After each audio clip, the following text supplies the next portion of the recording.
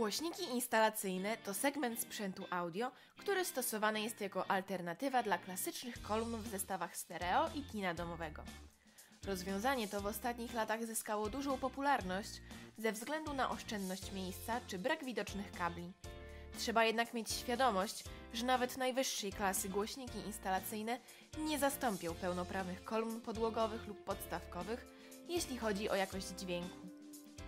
W przypadku wyboru głośnika instalacyjnego nie wystarczy porównanie ceny oraz mocy poszczególnych modeli. W tym filmie pokażemy, jak wybrać głośnik instalacyjny, który sprawdzi się zarówno do odsłuchu muzyki, jak też w kinie domowym.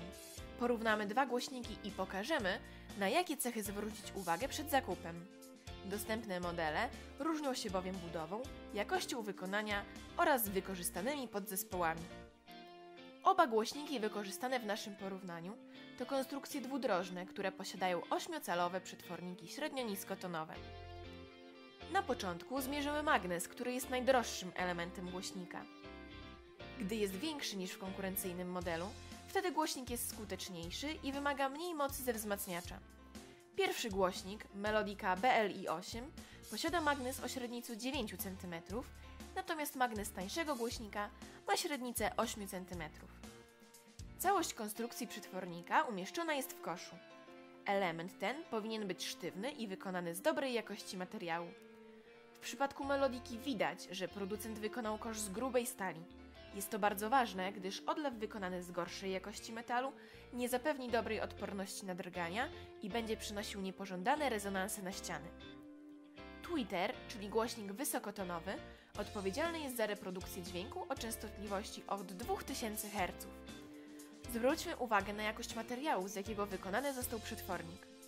Głośnik wysokotonowy w Melodice BLI8 posiada miękką, jedwabną kopułkę. Taką konstrukcję mają głośniki wysokotonowe stosowane w kolumnach podstawkowych i podłogowych.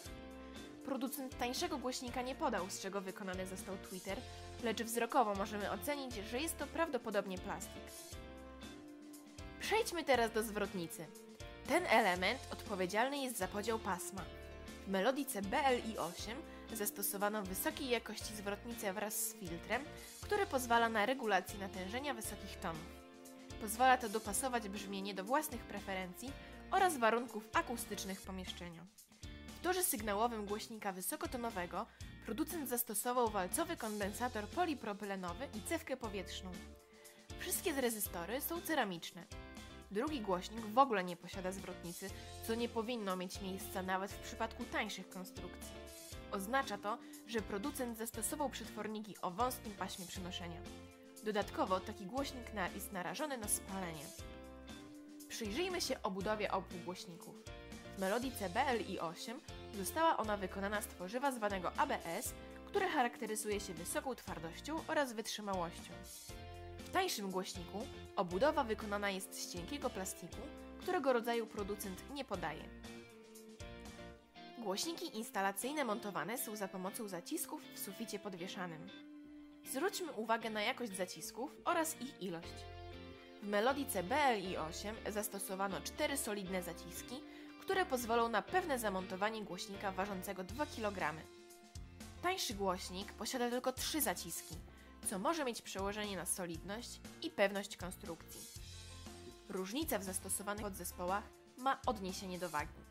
Melodica BLI8 waży z maskownicą 2 kg, natomiast drugi głośnik zaledwie 1 kg 25 deko. Głośniki instalacyjne, podobnie jak klasyczne kolumny, łączymy za pomocą zacisków głośnikowych. Ich jakość, materiał, z którego są wykonane oraz powierzchnia styku z kablem głośnikowym ma duży wpływ na jakość dźwięku oraz trwałość połączenia. W przypadku tańszego głośnika wyraźnie widać, że producent zastosował najtańsze zaciski, które nie zapewnią odpowiedniej powierzchni styku kabla z zaciskiem. W tych zaciskach będzie spory problem, aby zamontować kabel o przykroju nawet 1,5 mm. Zwróćmy również uwagę na maskownicę. Nowoczesne głośniki instalacyjne posiadają maskownicę montowaną magnetycznie, co zapewnia pewne mocowanie oraz łatwy demontaż. Dodatkowym plusem jest możliwość malowania, co sprawi, że będziemy mogli dopasować kolor maskownicy do wystroju wnętrza.